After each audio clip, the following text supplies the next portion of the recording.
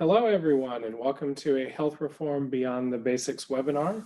Thank you all for joining us today. My name is Kyle Hayes, and I'm a research associate here at the Center on Budget and Policy Priorities.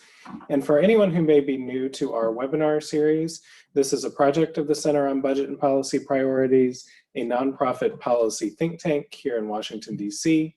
And this series is designed to help advocates, assisters, state and local officials, and others assist people in accessing and understanding the Affordable Care Act's health coverage options. It is intended for those working on the implementation of health reform, and it is not intended for press purposes. Today's webinar will review the circumstances that trigger a special enrollment period and will clarify changes and updates to the rules surrounding special enrollment periods. Just a couple of logistics before we begin. You can find a link to a copy of the slides for today's webinar in the chat box on your webinar toolbar. And then after today's webinar, we'll circulate a copy of the slides and a video recording of today's presentation. And right now, all participants are on mute, but if you would like to ask a question, type it into the questions box, which you can access by clicking on the Q&A icon in the control panel at the bottom of your webinar screen, and we'll be monitoring that window throughout the presentation, and we'll pause for Q&A at the end. So to guide us through today's topic, please welcome Sarah Leek, a Senior Policy Analyst here at the Center. And with that, I'll turn it over to Sarah. Great. Hi, everybody. Thanks for joining us today to talk about special enrollment periods. This is obviously a really important aspect of people getting coverage when they experience different life changes during the year, and we're really happy that you're interested in it and that many of you are going to be working with folks to help get them through this process. So first, before we get into beyond the basics, we like to start with a little bit of the basics. What is a special enrollment period for anybody that might be really new to this? It's basically a period outside of the open enrollment period that happens every year. And at an SEP, when a person has an SEP, they can enroll in coverage or switch marketplace plans if they're eligible. And an SEP is triggered by certain events. Most of what we're going to be talking about on the webinar today is really specific to healthcare.gov and the federal marketplaces. There's a number of areas where the same things will be true of states, but states with their own marketplaces also have some flexibility and differences, some of which we might touch on, but not in great detail. So mostly what you're going to be hearing today is about healthcare.gov and their process for SEPs. So right now we are in SEP season. It's February, and for the rest of the year, this is how people are going to be, getting into marketplace coverage or making changes to their coverage.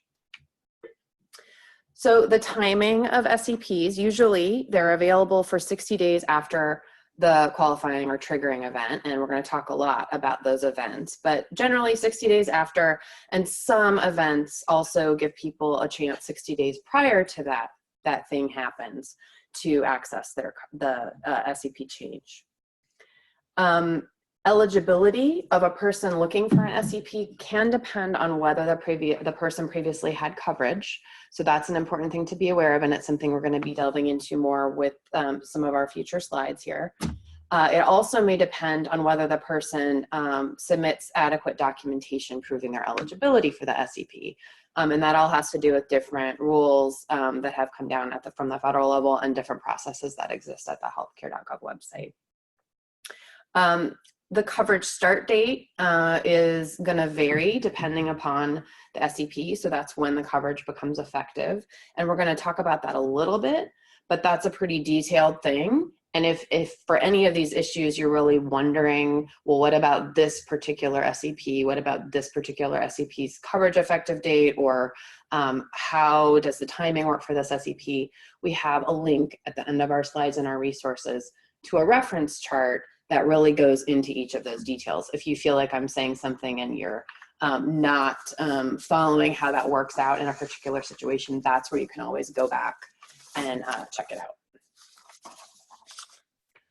So let's spend some time with the different events that trigger a special enrollment period.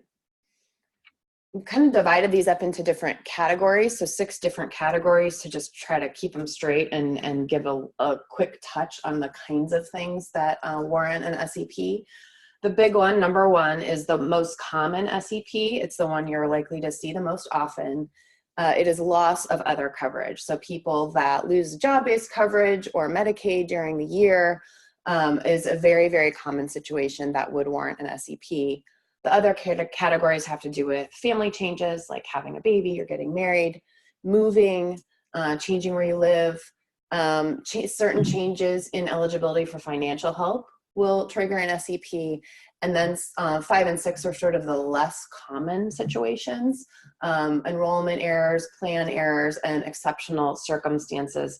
They're less common, but obviously still important if that is what the people you're working with are in need of information about.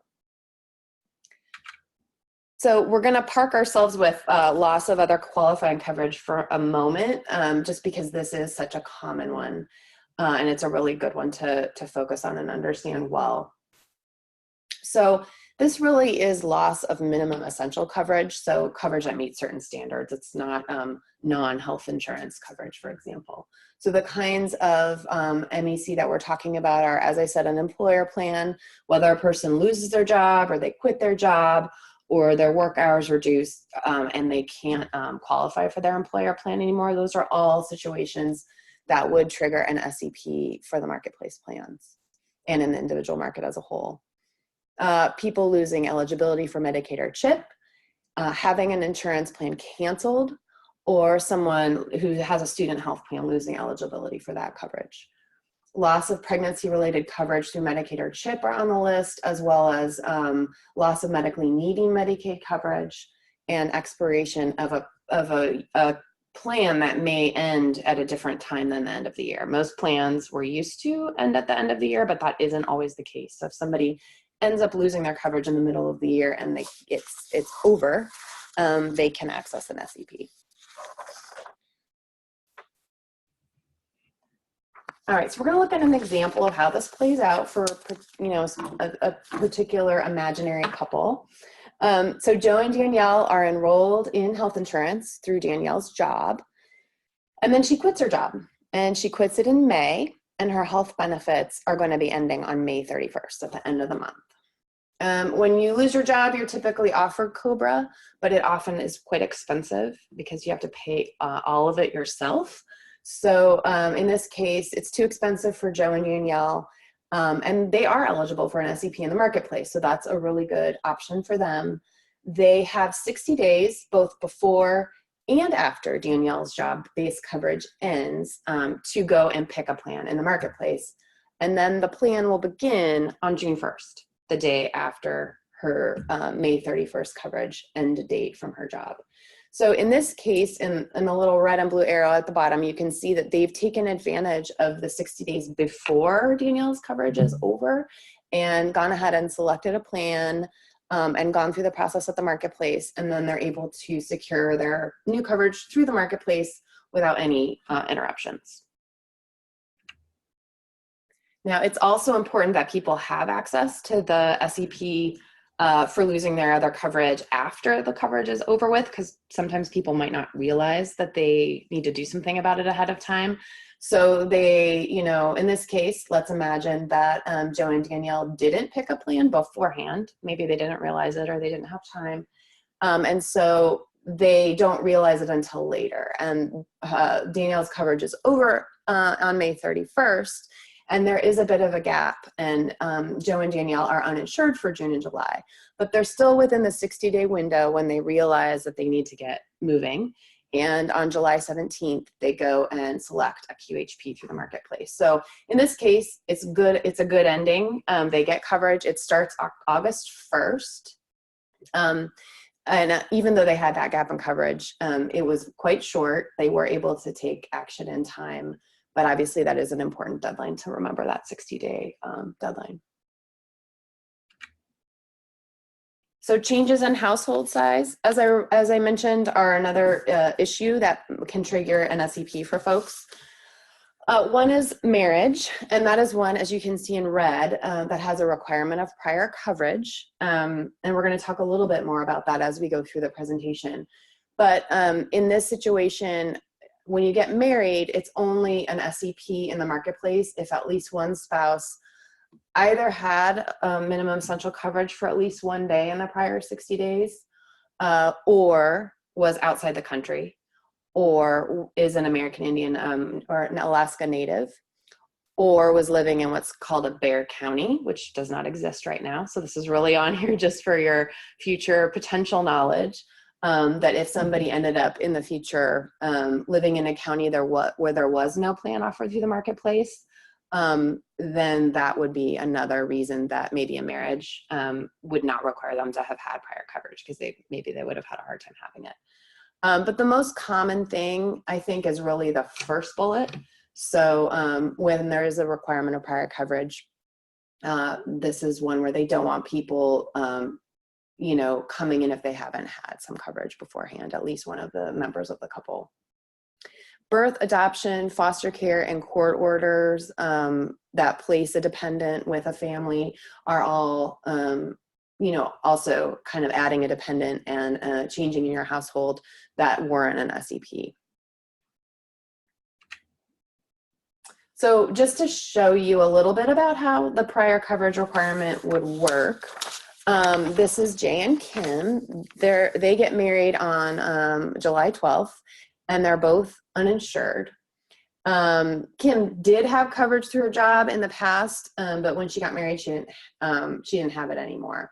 So in this case, because it so happens that she dropped her coverage relatively recently, on May 31st, very, very soon before she got married, 42 days. This couple actually is eligible for an SEP because she can show that she had minimum essential coverage for at least one day in the prior 60 days.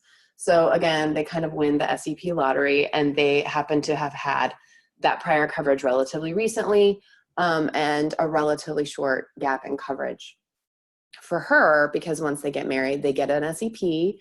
And for the 60 days after they get married, they're able to choose a new plan and get coverage. So perhaps somewhat less common, but a really important thing to know, because people do move around, is that you can access marketplace plans when you're making a permanent move to a new place. And permanent move means all the different things that are on the bullet points here on the top of the slide. So you could be moving within the same city, county, or state, as long as there are different plans available to you that warrants an SEP. If you move to a new state, that's obviously going to be important, because you're not going to be able to be enrolled in your old plan anymore. If a child or other dependent is moving back to their parents' home, that can trigger an SEP. A student moving to or from where they attend school. People who move for seasonal employment but maintain another home elsewhere, such as a seasonal farm worker, or people who move to or from a shelter or other transitional housing, are all situations that are defined as a permanent move. Also, people who move into the US from another country or a US territory. And as with the marriage example that we just talked about, there is a requirement of prior coverage. So the person who moved would have had to have that prior coverage in at least one day in the prior 60 days, or meet one of those other standards that are kind of make it difficult for them to have had coverage previously. Or if they're American Indian or Alaska Native, there's special exceptions and circumstances for them, so they don't have to meet that prior coverage requirement. And again, you see the Bear County thing there. Don't worry, there's no Bear Counties right now, but it's just, put that in the back of your mind in case it's something anybody runs into in the future. And as you can see at the bottom here, I mentioned there's a reference to regular coverage effective dates. That's, again, something you can really delve into if you look at our reference chart. But basically, it has to do with when the coverage becomes effective. If the person selects a plan for this SEP in the first half of a month, then the coverage begins the first day of the following month. And if the person selects a plan in the latter half of a month, then the coverage begins on the first day of the second following month. So rather than saying that to you as I just did, it might be easier to read it later when you need that information. So this is another one where timing matters. So we wanted to go through a little bit of an example. This is Daniel, Marie, and Amina. They live in Illinois. They were all enrolled in coverage through Daniel's job, but that coverage was too expensive and they decided to drop it at the end of May. Then Marie gets a new job offer and they move to Ohio in early July. They are eligible for the SEP triggered by a permanent move because they did have coverage in the last 60 days.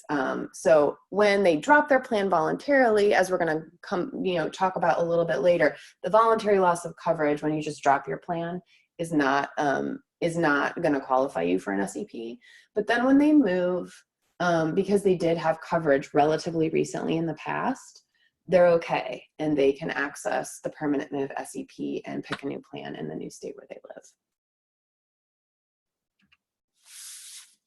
So changes for eligibility and financial help is another big category of SEPs.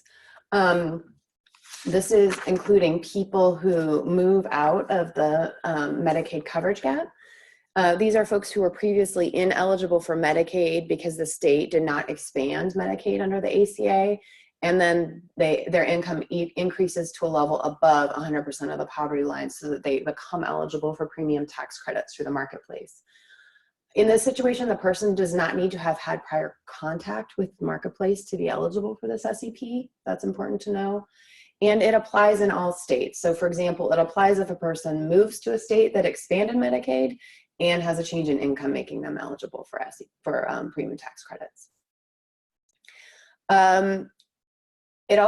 This kind of SEP, this change in eligibility for financial help, can apply in situations where someone's job-based coverage or employer plan is no longer considered qualifying employer coverage. So they may become newly eligible for premium tax credits due to a change in the plan if it no longer is considered either adequate coverage because the benefits change and it doesn't meet minimum value anymore, or it's not affordable anymore, like when the employer changes what their contributions are.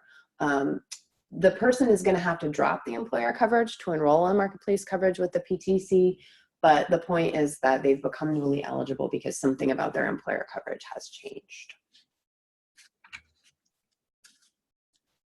So again, these are some other SEP situations to be aware of. Newly gaining eligible immigration status, so becoming newly eligible for marketplace coverage as a result of gaining a lawfully present status is a reason that somebody couldn't get into the marketplace and then can, so they get access to an SEP. People who are released from incarceration, people who are incarcerated are not eligible for marketplace plans. So if they are released from incarceration, they become eligible and they can access an SEP. And then American Indians and Alaska Natives have special SEP access if they become a member of a federally recognized tribe, or they become a dependent of someone who is AIAN and is enrolled or enrolling in the same QHP. So another area to be aware of is that people who become newly eligible or ineligible for premium tax credits can get access to an SEP, but this only applies if people are currently enrolled in a qualified health plan. So this is really an opportunity for people to make certain changes to their coverage when they become newly eligible for tax credits or when they become ineligible for tax credits that can change their needs and what they can afford in terms of their plan. In addition, there is an SEP related to change in cost sharing reduction eligibility. So if somebody has a change in income or household size that results in a change to their CSR eligibility, that can warrant an SEP. And that could include moving between the different income levels for the cost sharing reductions, as well as losing access to CSRs because of an income change or gaining access to CSRs because of an income change. And again, this one, as with the PTC eligibility, this one's only triggered if you're currently enrolled in a qualified health plan.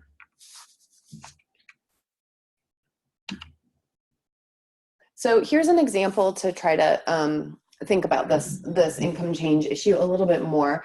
This is Miguel and Jane, and they are married and they have one little daughter, Isabella. Their family income is greater than 400% of the poverty line, and they do not qualify for marketplace subsidies at the beginning part of the year. So the family decides to enroll at a bronze plan. That's what they can afford. They have to pay the full cost, as you know, for the premium. And then in June, well after open enrollment is over, Miguel's hours are reduced at his job and the family's income goes down. And because of that change in their income, the family becomes newly eligible both for premium tax credits and cost sharing reductions. So what's important here is that they do access an SEP. They are current enrollees in a marketplace plan. They have that bronze plan. But because of that income change, they want to be able to go to a silver plan because that's how they can access cost sharing reduction. So the good news is they can do that using this SEP, and that can help them get more affordable premiums and lower deductibles and other cost sharing too.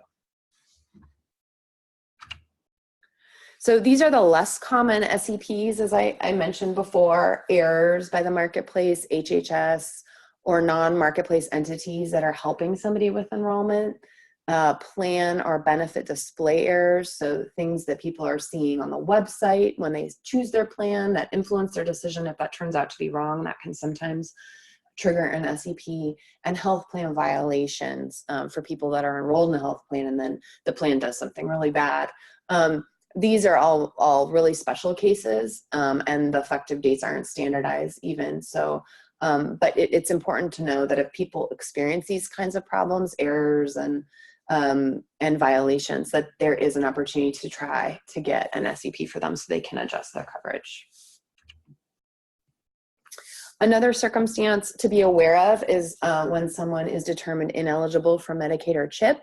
So these are for this SEP is available for folks who applied for Medicaid or CHIP during open enrollment or during an SEP, and the state Medicaid agency determined the individual or their dependent ineligible for Medicaid or CHIP after the open enrollment period or the special enrollment period ended. So basically, through no fault of that person's, they got a late decision.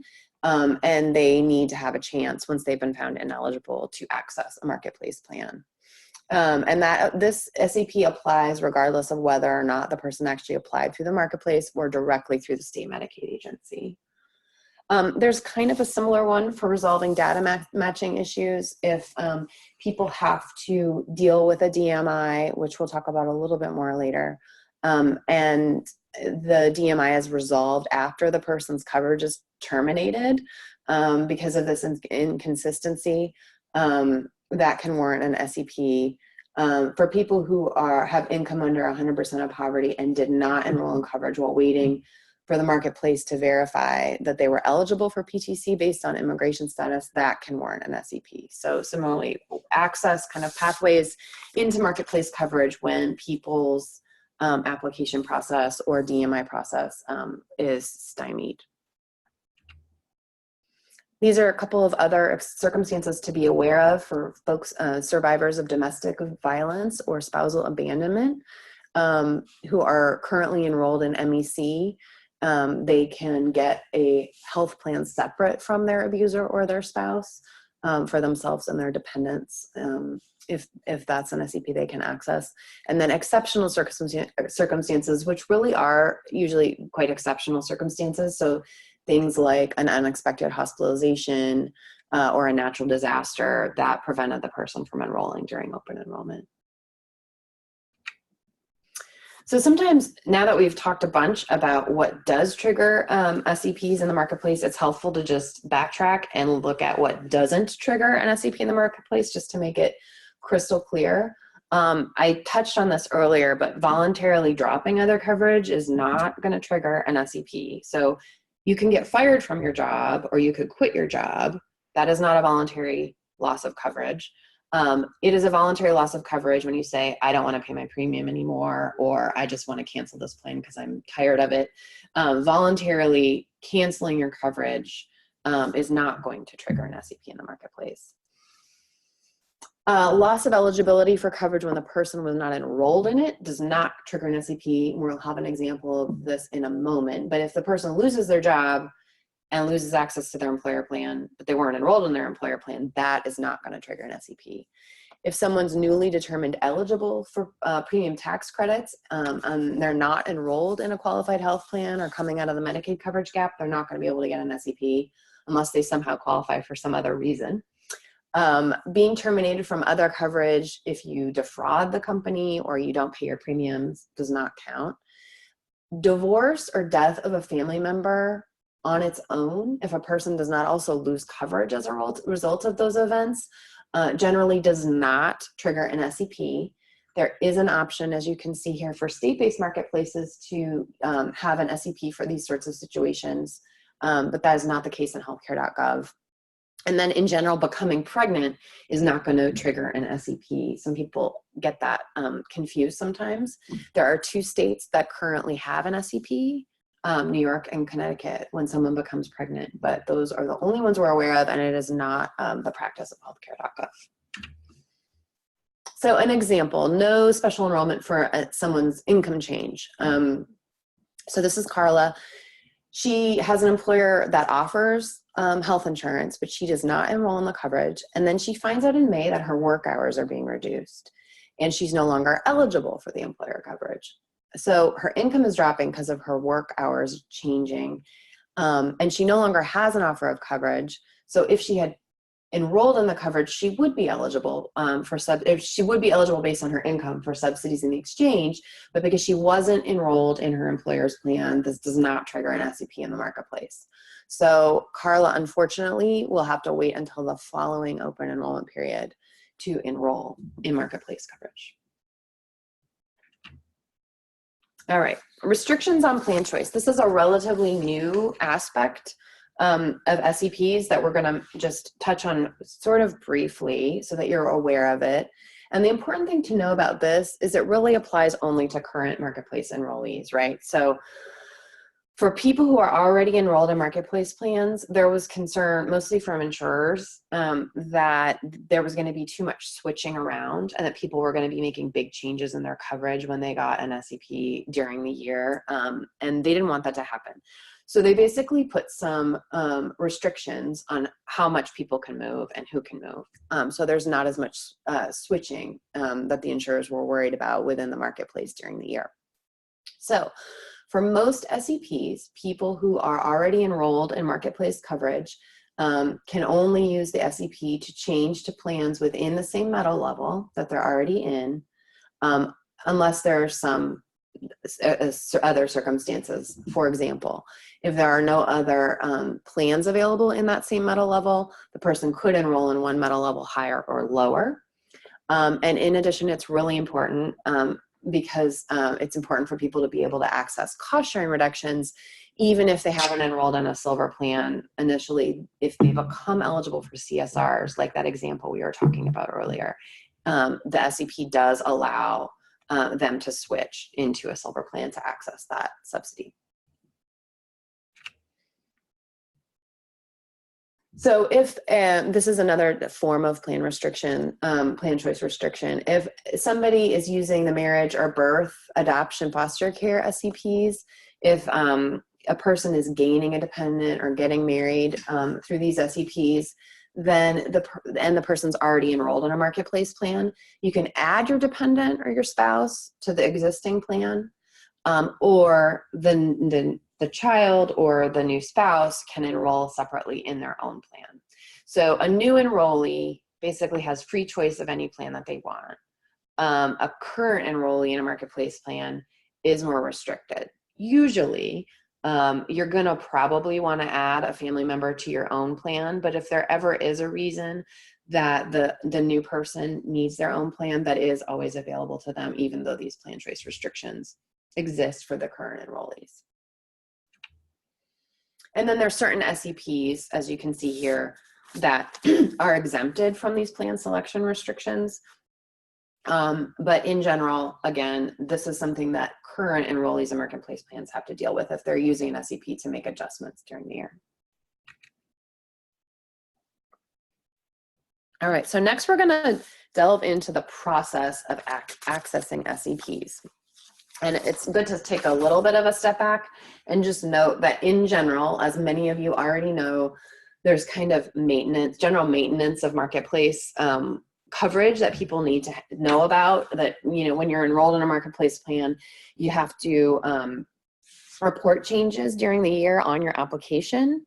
And some of those changes, you know, you report changes to your income, you change, if there's a change in your household, if you move, or other types of changes in status like tax filing status or citizenship or immigration status. Those are all important for various reasons. In some cases, those changes when you make them in an application on the marketplace are going to trigger an SEP. Sometimes they won't. Sometimes those changes will trigger, for example, a change in the premium tax credit, but some of them do trigger an SEP. So that is really the way that you would go and deal with an SEP for people who are already enrolled in a marketplace plan. They should be going back to their marketplace application and reporting a life change. It looks like that picture that you see in the window there. And then for folks that are not enrolled in a marketplace plan, like all those people who are losing other coverage sources, they have to go to the marketplace and start a new application. And they'll be asked questions about their eligibility related to SEPs. So once an application is completed, the eligibility determination notice informs the consumer of access to an SEP, and the consumer can then either switch plans or enroll in a new plan during the SEP. As it says in the red box down below, some of those SEPs that are more of the less common ones will need to go through the marketplace call center, and you would need to make a phone call rather than being able to do that through the application. So another important aspect of getting an SEP when you're eligible, as I touched on before, is being able to verify that you are eligible in a number of different cases. So people who newly enroll in marketplace coverage through certain SEPs, so they're not people who are already enrolled in a marketplace plan, they're coming into the process. This again would be all those folks who are losing their job-based plan or losing Medicaid and need to come and get an SEP in the marketplace. Those folks have to submit documentation to prove eligibility for the SEP before their enrollment is completed in the marketplace plan. This is known in the jargon as an SEP verification issue, or SVI. SVIs are generated for new applicants who attest to an event that triggers certain SEPs, and a person has 30 days after selecting a plan to provide documentation of the eligibility for the SEP. They're not going to actually get that coverage before they provide that documentation. So they have 30 days to submit the documentation. The marketplace is going to verify that information, and then if everything works out, the enrollment file will be sent to the insurer, and the applicant pays their premium, and they can effectuate that. Makes their enrollment effective. It's important to note that state-based marketplaces that do not use healthcare.gov are not required to conduct pre-enrollment verification of SEP eligibility, and in fact, many of these state-based marketplaces have very different and less restrictive policies in place, so it's a little bit easier for people to get through this process in some of the state-based marketplaces. So which SCPs will generate or result in pre-enrollment verification or an SVI?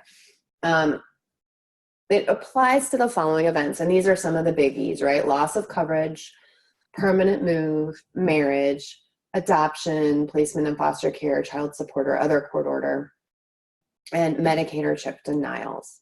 It's important to note that pre-enrollment verification is not required when a baby is born at this point, but some of those other very common events do require some paperwork. Eventually, it's expected that it will apply to all the people newly enrolling in marketplace coverage. So it's good to be aware of it and start to use it and help people get through it. So the general process when this happens and somebody selects a plan is that you submit an application, you get your SEP granted to you, and that generates an SVI. The person picks a plan in this situation, and their enrollment is pended, so not quite effective yet. The clock starts ticking for them to submit their documentation, and that's that 30-day clock that I mentioned to resolve that SVI. The person submits the documentation of the event, and then the marketplace reviews the documents for SEP eligibility.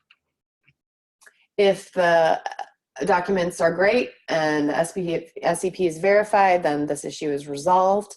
The marketplace sends an enrollment file to the insurer, notifies the applicant, and then the person pays their premiums and their enrollment is effective. So that all worked out. In the alternative scenario, if the marketplace requests additional documents and the marketplace cannot confirm the SEP eligibility within the 30-day period, then the pending plan selection that the person made at the marketplace is canceled, and they are not enrolled in the coverage. So the important thing to know is that there is this 30-day clock from the point that you select a plan. If you're still within the 60-day window for the SEP and you hit that red box and your pending plan selection is canceled, it is possible to resubmit an application and regenerate an SVI and get more time. But again, there's that 60-day clock for the SEP eligibility, so time is ticking away. Another way that this can go is that a person doesn't select a plan. So you submit your application and you're granted the SCP and it generates an SVI. And the person submits that documentation in the event that triggered the SCP. And again, it can either be resolved or not resolved. The 30-day clock doesn't start unless you pick a plan, but that 60-day clock is still hanging out there for SEP eligibility. So it's really sort of a matter of striking the balance. When you're working with folks, I think that, it may be important to, when you're working with someone, make sure you get as much of it done as possible, including helping them understand how to select a plan and what those considerations are. And then they will need to act quickly within 30 days to submit any documentation that they need to submit. If they don't have all the documentation that they need at the time of the visit, that can be really challenging, and people have to go and figure that all out. The challenge is that if they don't select a plan, you may miss out on the opportunity to help them with that aspect of your work. So it's just a trade-off. I think it's the message in general that we try to send is obviously to have people bring as many documents as they can with them. But these clocks are quite short. And it can be difficult to get some of these documents. So those 30-day and 60-day deadlines are really important to be aware of. So once the SEP verification is done and then SEP is verified, the coverage will generally begin on the original coverage effective date. And you can, again, see your reference chart to understand how that might work in a particular case. The applicant pays their first month's premium to really make sure that the enrollment is effective after the SEP is resolved. And if it's resolved if the SEP issue is resolved after the original coverage effective date, the coverage can begin retroactively. So that's important to know as well. That's another good reason to think about picking a plan. The insurer will be responsible for paying any claims on any covered services in that retroactive period. And if the SCP issue is resolved more than 2 months from the original coverage effective date, you can choose to have coverage begin 1 month later than the original coverage effective date. All right, so here's an example of a family dealing with loss of other coverage. They're notified that they're losing eligibility for Medicaid on May 31st. They are eligible for an SEP, but enrollment is pending. They go ahead and select a plan, but their enrollment in that plan is pending until they can prove eligibility for the SEP. They need to submit documents proving the coverage end date of their old coverage, who will lose coverage, and the type of coverage. And in this case, they have the 30-day clock. In this case, they do have this letter that has from their Medicaid agency that has all the information and ready to submit, and they can get that sent in, submitted either online or by mail, and they can get their SEP verified and start their coverage on June 1. So that's when it all works out well.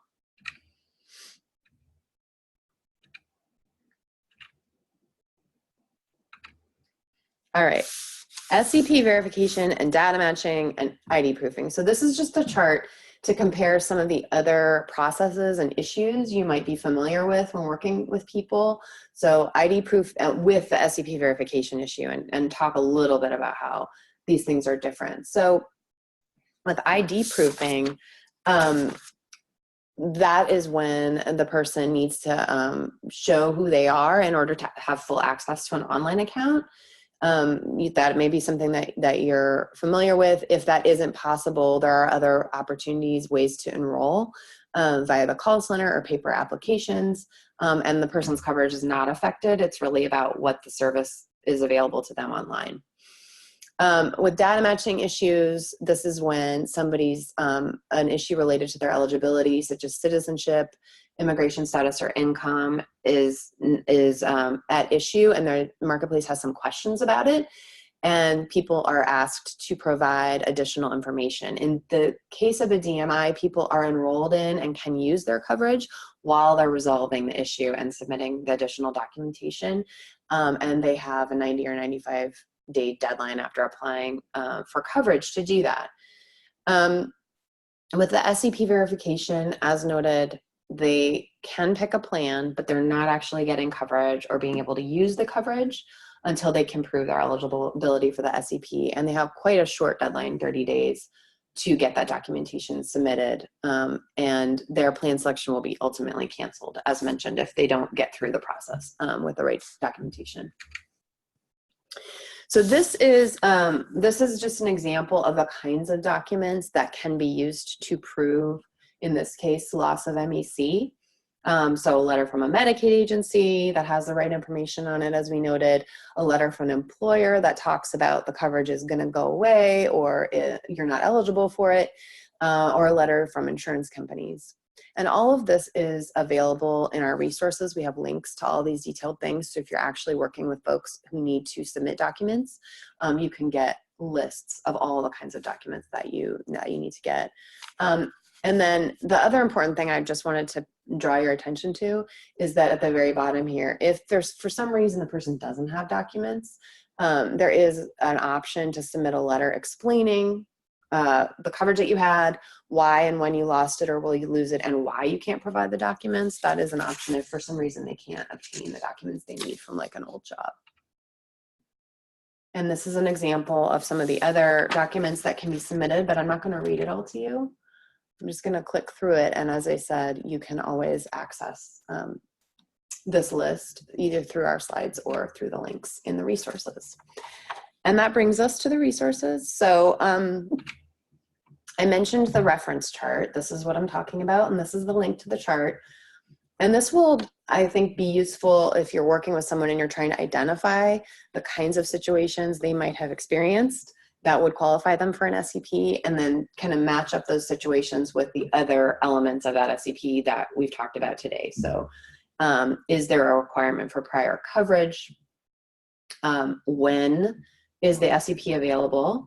And when does the coverage become effective? And then are there plan selection limitations on that SEP? And then how do I get that SEP? Do I get it in the application, or do I have to make a phone call or do other things to get that SEP? So that's a really useful way of delving into the details, I think, a tool when you're actually working with folks.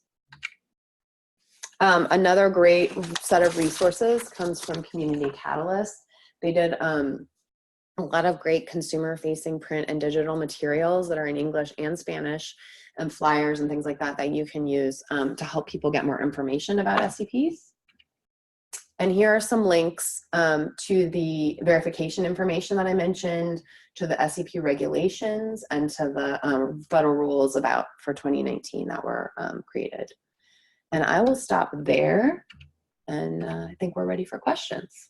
Yeah, so thank you, Sarah. So we got quite a few questions here, but if you have additional questions for us, please feel free to type those into the Q&A box at the bottom of your webinar toolbar. So to start with the first question, would a change in household size SEP be granted if someone's household size changed due to them no longer being considered a dependent? Yeah, I can. It depends. Yeah, if you're, let's see, it could. It may not always, I think, is the answer. It could. It depends. Dependent for SCP is different than tax dependent. So I think there's the issue of how their subsidies might be impacted. Just the person moving out is obviously, as I said, something you're going to maybe want to report on the application. And then that should tell you if it actually changes your coverage group. Yeah, your unit.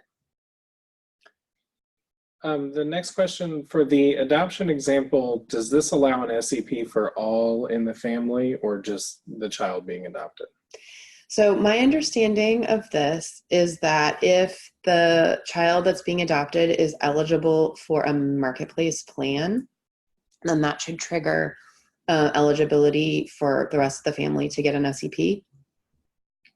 It may not always, and there may be some other coverage examples that should warrant an SEP in that situation too. But our understanding is definitely when the new person coming into the household is eligible for a marketplace plan.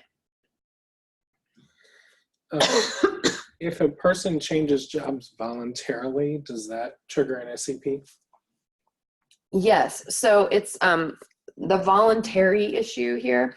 The thing to remember is that if you choose to drop your employer coverage because you like didn't want it anymore, you didn't want to pay for it anymore, that's not going to trigger an SEP. But if you are just changing jobs, like I'm quitting this job or I want to get a different job, and that as a result changes your health insurance access and what you're eligible for, you're obviously not eligible for the coverage in your old job anymore, and you're going to get a new job, right? So, and that job maybe doesn't have coverage. So in that situation, you're losing access to your employer plan before. And because that is a loss of MEC, you're going to have to show that you're losing access in the verification process. So it's not something you can like make up. And in fact, this is quite common, right? People change jobs all the time, or they get fired, or they get laid off, or their work hours get cut, and they lose access to their health benefits. So this is a very important thing to understand, that like, you know, when you lose access to your health insurance to your job through no fault of your own, and that includes, you know, quitting your job, you decided to quit your job, you can access an SEP in the marketplace. And we really do want people to do that, because that's how we promote continuous coverage and avoid people having gaps in their coverage. So they can access this SEP. Many people don't realize it when they lose their job, and so or they quit their job. And that's a really important thing that we should all be telling everybody about. So in the scenario about a couple losing coverage in May and selecting a plan on July the 17th, why does their coverage start on August 1st and not September, since the selection is after the 15th of the month? I think we are talking about Joe and Danielle, and the situation I think you're referencing is when they choose a plan at the end of July. So that is a situation where they've chosen it because of when they chose their plan, and they had already long ago lost coverage. Their coverage start date for the marketplace plan is going to be the first day of the following month, basically. I hope that is the right scenario. So if enrolled in a QHP and your PTC goes down because the income goes up, does that trigger an SEP? Yes. Yes.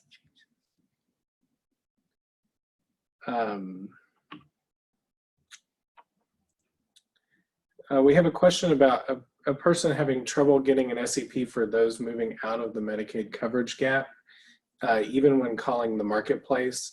Any suggestions other than having to file an appeal?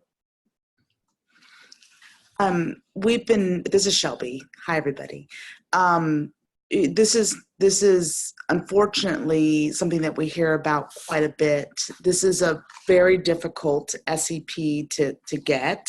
I think the first line of defense is trying to ask to go to casework within the marketplace call center. If that doesn't work, you could go down the road of appealing. Obviously, you could also try and pick up the phone and try and find another call center operator that does get you through the casework. This is just going to be an area where a lot of tenacity is needed, unfortunately. If you're really running into a very difficult situation and you want to bounce around some ideas, you should feel free to email me, and we'll do whatever we can to help you.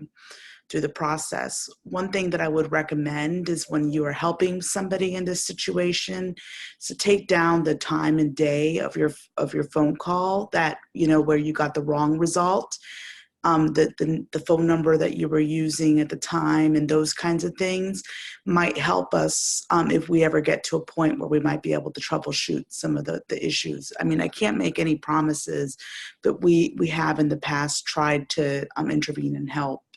So anyway. Kyle, let me go back to the prior question, because the question about changes in eligibility for premium tax credits, I just want to be extra clear in case we didn't answer your question precisely. So if a person's income changes such that they are no longer eligible for premium tax credits, or they are newly eligible for premium tax credits, that's when they get an SEP. Changes in the amount of the tax credit, once a person's already eligible for it, would not trigger it unless the income swing was so significant that it was a CSR change. So if the person's income has changed enough that they're moving between the different income ranges within the cost sharing reduction eligibility, then that would trigger an SEP. So it's sort of, the answer to that question is sort of sometimes yes and sometimes no. Relatively large income swings should trigger an SEP for current marketplace plan enrollees. During the 30 days for document submission, will healthcare costs be covered retroactively, or are consumers responsible for all healthcare costs during that period?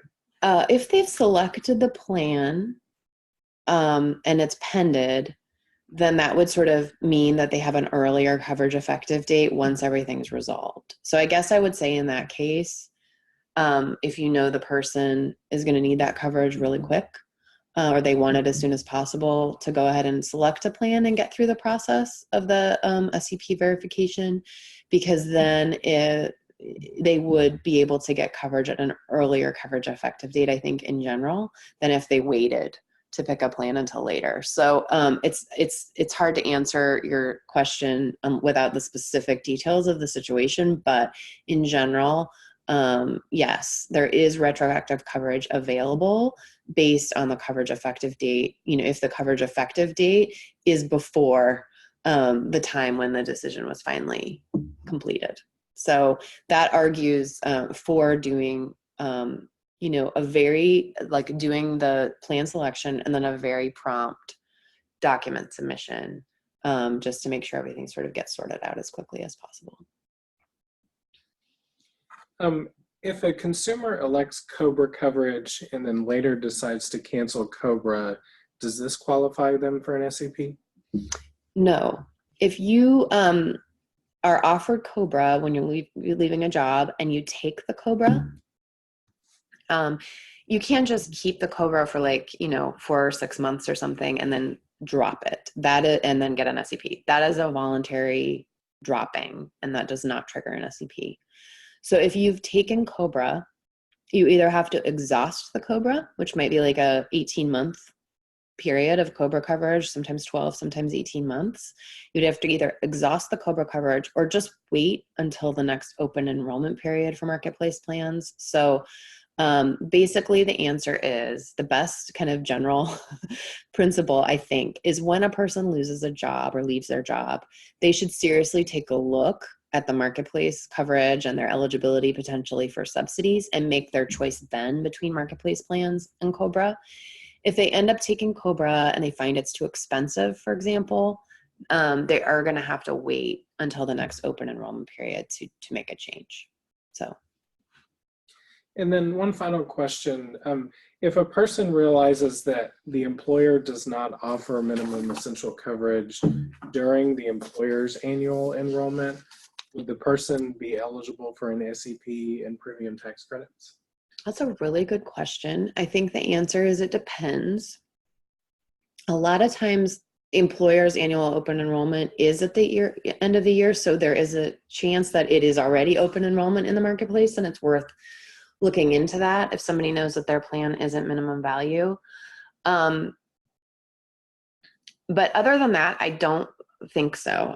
You know, unless the change that the employer is making is a new change. If the person's enrolled in the plan and they just didn't know it wasn't minimum value, that might be a little bit harder case to access an SEP through the marketplace. But if the employer is changing the plan in some way, so that it's not adequate anymore, it's not affordable anymore, that is what would trigger an SEP. So if it's open enrollment for the employer plan and the employer discloses, hey, we're going to raise your premium contributions this year, and the person can go through the process and figure out that, oh, that's not affordable for me anymore, I can access subsidies through the exchange, that would be a reason to be able to get an SEP in the marketplace, even if the employer period didn't line up with open enrollment in the marketplace.